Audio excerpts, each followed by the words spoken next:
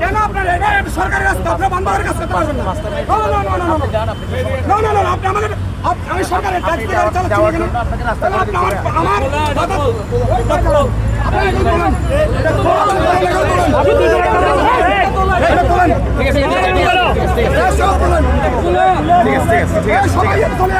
আমাদের নেতৃবৃন্দরা সবাই পাশে চলে আসো। ওনারা খুলতেছে আমাদের জুলাইয়ের ট্রাফিকের উপরে ওনারা চলে যাবে।